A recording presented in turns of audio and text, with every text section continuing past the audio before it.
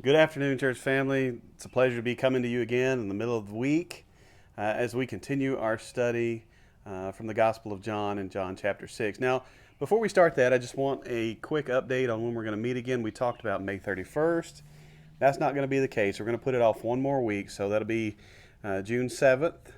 So we'll be putting out more information about that, as soon as we can get that together. So right now, we're looking at coming back to the building on June 7th and not May 31st. Don't show up then. We'll still have something online for you there. I'll be preaching a sermon this coming Sunday. So glad you could be with us again as we study through this gospel, which has just been fantastic. I hope you've liked it. I really need to wrangle all of these videos so you can easily click on each one and go back. The Gospel of John is just amazing to see how different really John shows us how Jesus went about doing everything that he did. He's so different than Matthew, Mark, and Luke, which are called the Synoptic Gospels because they are close together. They're very similar. And then John just kind of throws you a curveball. It's just different. And so next time you're reading through the other Gospels, just think about this, how different they are from this Gospel of John. Now, last week we talked about Jesus feeding the 5,000 and how really amazing that was. But remember, he kind of set up his disciples. He knew what he was going to do. He knew the miracle he was going to perform. But he asked them to feed all these people. You remember their response? It would take 6 months worth of wages, Jesus, to do that. Don't you understand, Jesus? We don't have that kind of money. I titled my lesson last week, Jesus, we need some money. Because that's the way they approached it. Even though they had Jesus, the Son of God, who had done so many miracles in their midst before, they had him right there. And still their minds, like ours a lot of times, is how can I fix this? Very practical. I know we don't have that kind of money, so it's impossible. We just fail to understand the power of God, the power that Jesus has to perform miracles, to work things in our life. And so many times when we have that thing that we're wrestling with, that we're trying to get through, and we're just trying to fix it. We know we want it to be fixed. We don't want to struggle with it anymore. And we're putting all of our effort into fixing it without appealing to God, without talking to Jesus about it, to put our burdens on him as if our things that we have are just too weighty for God, that we need to handle them. We think about that, oh, well, we don't want to bother God, maybe. Well, as we talked about last week, he is our Father. We are his kids. And man, wouldn't you be upset if your kid thought, I'm just going to hold this back from dad or mom, because they've got too much going on. Of course you would help them. I would help my kids in the blink of an eye, and I know you would too. And so we have to think about that same kind of relationship because God reveals himself as Father, as our Father. That's how he says his relationship is to us. So we bring things to him. And Jesus was making that point that though his disciples were there, though they had seen many things, many awesome things, they still didn't get it all the time. They still didn't get the big point, the big picture. Even though they were following and they saw everything, it just wasn't registering. Again, not to take shots at them because I do the same thing all the time. So many times, it's later on in the process I think about, oh, I haven't prayed for this, or I haven't prayed about this. I'm a fixer. I just want to fix it. Jesus can fix it. God is the healer. God is the powerful. He can handle it. Give it to him. And so what we saw was an amazing miracle where Jesus fed 5,000 plus people with just a few loaves and a few fish. And it says, you remember there were 12 baskets pulled up afterwards. They had plenty to eat. It says they ate as much as they needed, ate as much as they wanted, and there were still leftovers. What an amazing miracle. Well, this week we start off right where that ended, where people were really asking the question, all right, well, who is this? Remember, some people were saying, surely this is the prophet. Surely this is the prophet who is to come into the world, we get in verse 14 of John chapter 6. And so for some people, they're connecting the dots. You know, they may not have been there to say, okay, well, this must be the Son of God, or I want to see. But for some people, this miracle was just amazing enough to where they started saying, okay, well, this is not just any guy. This is a man who has power. He has access to something amazing. So surely he's the one to come. He is the prophet who was to come into the world. And that's a great response, because not everyone has the same response throughout the gospel. Remember, I brought this up. We want to ask ourselves, all right, what is John? This is the Gospel of John. What is John trying to tell us? And all through the first 6 chapters of this gospel, John has been telling you who Jesus is, who Jesus claimed he was, and through these miracles, through these signs, how people were reacting to him. Remember, some wanted to kill him. The Pharisees wanted to kill him just because he was healing on the Sabbath. He told a man to pick up his mat and walked. But other people, they started getting it. They started responding. And so, like the world today, like us, some people, when they see these things, or where they understand who Jesus is, they want to follow him. And follow him means I'm going to put my trust in him. I'm going to do what he says. I'm going to just make my life about him. Allow him to work in me. For others, it can be sort of a novelty. Oh, that's pretty cool. Yeah, I'll hang around for this. I'd like to see where this is going. But they never really get the point. They never really get it. And that's why John brings these things out, that even his disciples didn't always get it. That's okay. They hung around, right? We are not saying that your trust and your faith in Jesus or in God is going to be a perfect, never doubting, always rock solid thing. There are sometimes you're not going to get it. There are sometimes you're going to have questions, you're going to have doubts. That's okay. That's a part of who we are as human beings and followers of Christ. It doesn't make you a lesser follower of Christ. It makes you a follower of Christ. You're normal. And so we want to help each other through these times. We all have them, and the only time we can hurt each other with them is when we don't share our concerns or our questions or anything like that. We just keep those in. We bottle those up and think, well, I'm the only one. I'm the only person that has this question. I'm the only person that has this doubt. It must be me that my faith is so weak. That's not at all true. Go read the Psalms. So many of them are, all right, God, where are you? I don't know where you are. I can't feel you right now. That's called being a follower. You can have those questions. You can have those doubts. And hopefully you see that through this, as human beings are human beings. We're not always perfect. And John brings that out, whether it's disciples or people Jesus meets or whoever. This week we've got a little bit of reading, so I'm going to go through that. We're going to be in verse 16, right after Jesus feeds the 5,000. It says, when evening came, his disciples went down to the lake, where they got into the boat and set off across the lake for Capernaum. By now it was dark, and Jesus had not yet joined them. A strong wind was blowing, and the waters grew rough. When they had rowed about 3 or 4 miles, they saw Jesus approaching the boat. Don't you know that was interesting? 3 or 4 miles into the water. It said he was walking on the water, and they were frightened. Yes, sir, I would be too. But he said to them, "It is I, don't be afraid." Now that clears it up. Then they were willing to take him into the boat, and immediately the boat reached the shore where they were heading. Now the next day, the crowd that had stayed on the opposite shore of the lake realized that that only one boat had been there, and that Jesus had not entered it with his disciples, but that they had gone away alone. So they knew Jesus hadn't gotten into the boat. Then some boats from Tiberias landed near the place where the people had eaten the bread after the Lord had given thanks. Once the crowd realized that neither Jesus nor his disciples were there, they got into the boats and went to Capernaum in search of Jesus.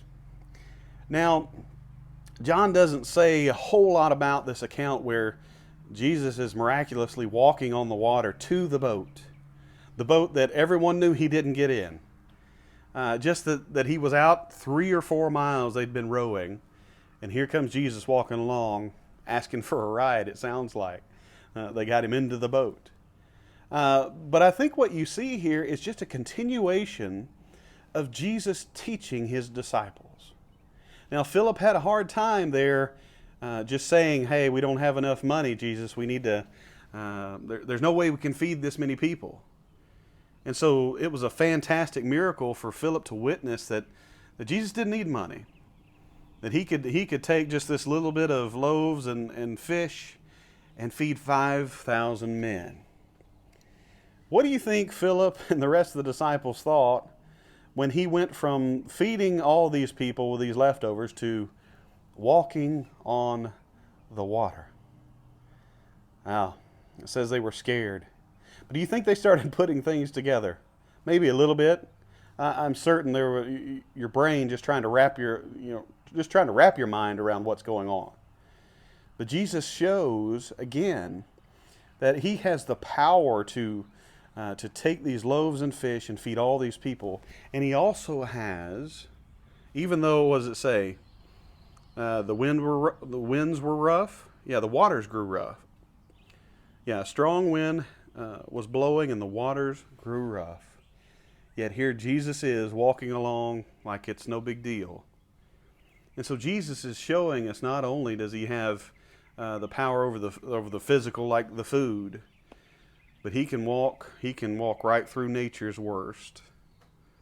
That it doesn't matter if the winds are blowing like it has been a couple of times here, that the trees are rocking, that the water's coming down, that the water's rough, it's rolling. It doesn't matter, that Jesus has that kind of power, even over the winds and the seas. This is who they are. This is who he is. This is who they are following.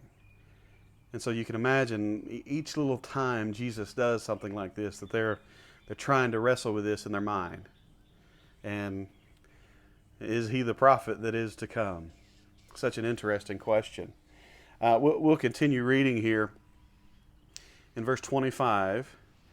We left off where the crowd had realized that Jesus wasn't there, so they went to find him. This seems to be the same crowd that had eaten the food before. They probably brought people back with them that heard about this miracle. But they came back looking for Jesus in the same spot. He wasn't there, so they went to find him. And it says, when they found him on the other side of the lake, they asked him, Rabbi, when did you get here? Again, thinking back, I know he didn't get in that boat. I saw the boat leave, and I know Jesus wasn't in it. So they're trying to, all right, well, how did this happen? Can't imagine. Jesus answered, very truly, I tell you, you are looking for me not because you saw signs I performed, but because you ate the loaves and had your fill. Do not work hard for the food that spoils, but for food that endures to eternal life, which the Son of Man will give you. For on him God the Father has placed his seal of approval. Now this is a rebuke to the people. They've done all this rowing as well, trying to find Jesus. They finally find him. And he says, you know what, you're not following me, you're not seeking me because you took something great from the sign. You've seen the sign. How does he say it? He says, not because you saw the signs I performed, but because you ate the loaves and had your fill. So he's saying, that sign I did, yes, it was amazing. But that's all you took it for, was something fantastic. You are only here because I gave you food. You know, I used to work in the motorcycle shop. I worked in finance there, and this is true for anything.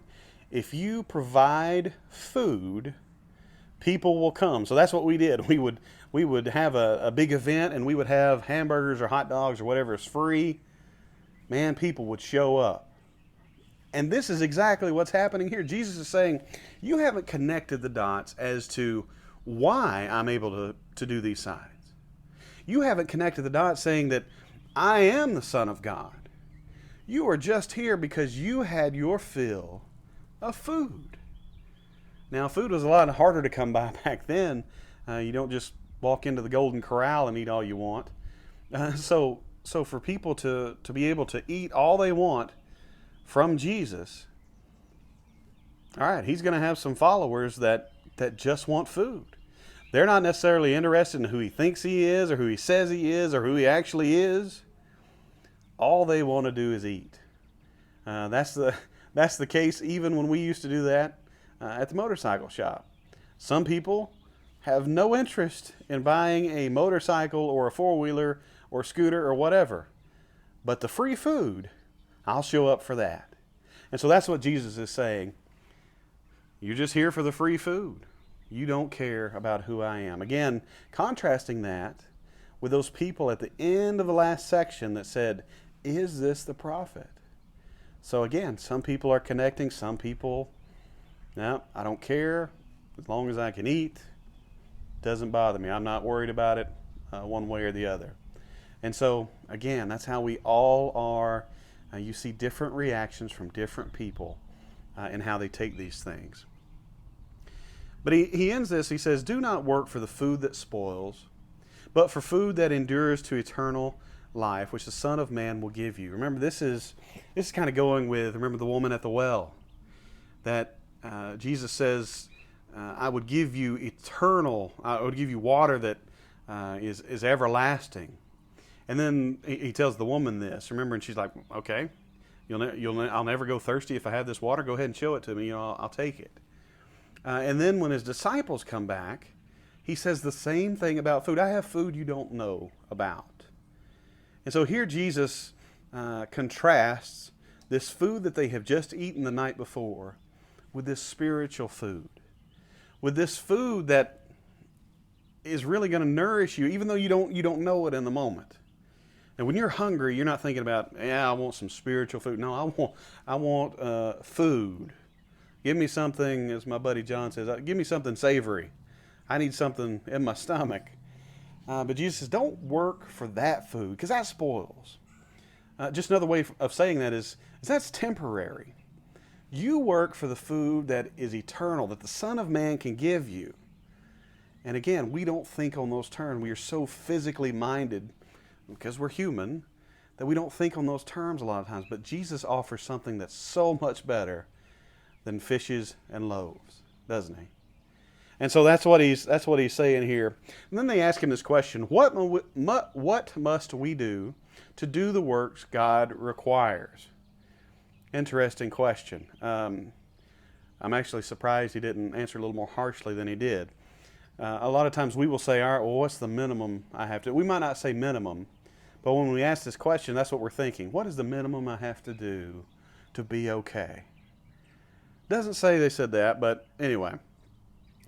He says, what must we do to do the works God requires? Jesus answered, verse 29, the work of God is this, to believe in the one he has sent.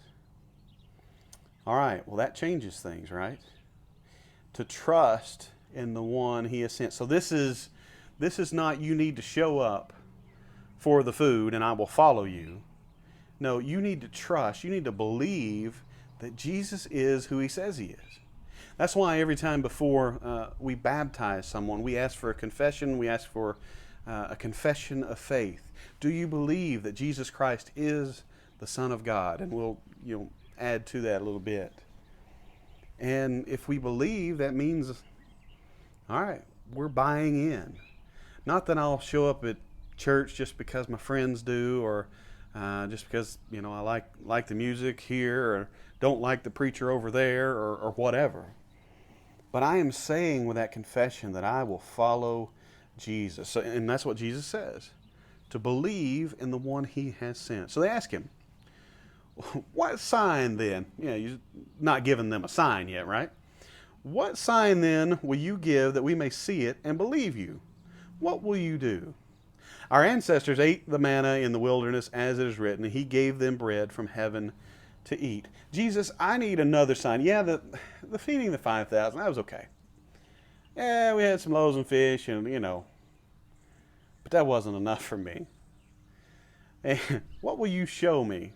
We always want one more thing. And that's a big atheist thing, right?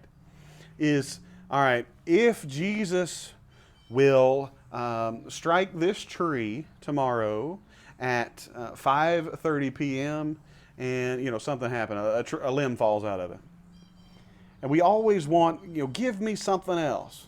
That lightning could hit that tree, and we say, well, 2 limbs fell and I only asked for one.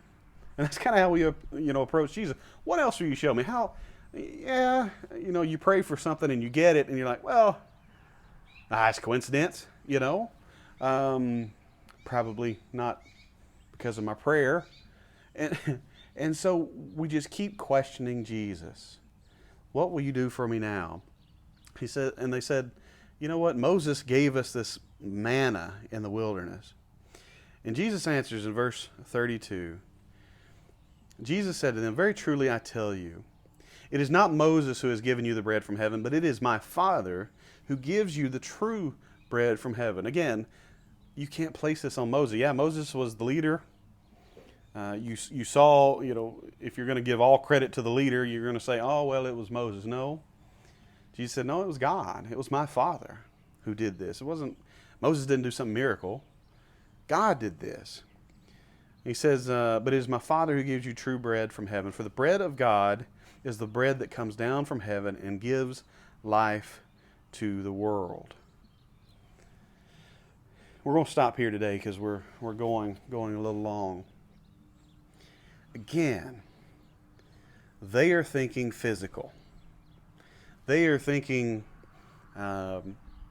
this manna. Hey, I know you showed us a little bit of stuff with that feeding the 5,000 thing, but we need something else. We need something else physical, and Jesus keeps going back to the spiritual. Jesus keeps going back saying, it is a spiritual food that you need. You don't even know that you need it. You're so concerned with where is my next meal coming from? Can you feed us again this evening, Jesus, just like yesterday? And he keeps saying, what you need to focus on is this spiritual food. Now, I know, how many times have you gone through something and you are completely wiped out? You're not even hungry. But you are going through an episode whether somebody's sick or something's going wrong at work or something like that, and you just physically are worn out. Now the same thing can happen. Just you're putting in all this effort. We've got so many good workers at our church that we love, and we couldn't do anything without. So many people just plug in, and there's no, you need to do this. No, they pick it up and go. And the only thing I worry about sometimes is how much effort and how drained someone can be, because we can pour and pour and pour. And do we leave time to be spiritually fed? Do we leave time to be nourished ourselves? Because that time, that thing that nourishes you. Maybe it's a good sermon. Maybe it's the singing that you like, the kind of singing, the kind of song, singing your song, whatever that is. Maybe it's reading from just a devotional book or something like that. But you know what that feels like when you are spiritually fed. You feel like you could run through a wall, right? I've brought this up before, but it's like when our kids go to church camp and they come back and they are fired up. And the one thing that cools them down seems to be a lot of times is that when they get back to church or they get back around the rest of us, we're not as fired up as they are. They've been spiritually fed. They have been meeting together. They've been worshiping. They have been in the Scripture. And they come back and it's almost, we might not say it, but it's almost like, calm down just a little bit. But man, I'll tell you, I need it every year. I've got to have some time where I'm at a conference or where I love going to Christ Teens with our kids and just being fed myself, where I can, I'm not bringing a lesson. I can just sit and partake. We all need those times. We need times to give and we need time to partake. And that's what Jesus is talking about, that you need this spiritual food. Because when you have it, when you've had it in your life, you know it. Because it does something within you that you just really can't explain. But you are filled with an energy, a power, a readiness to go out where that wasn't actually there before, or really kind of just weary maybe within you. But we're going to stop right here today. We'll continue with this. I know this is a long section, but I just want you to see this. How do you respond to what Jesus has done for you? Do you think it's cool and okay, whatever?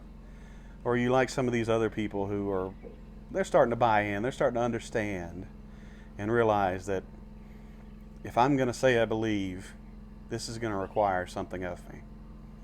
All right, we love you. We'll see you soon again.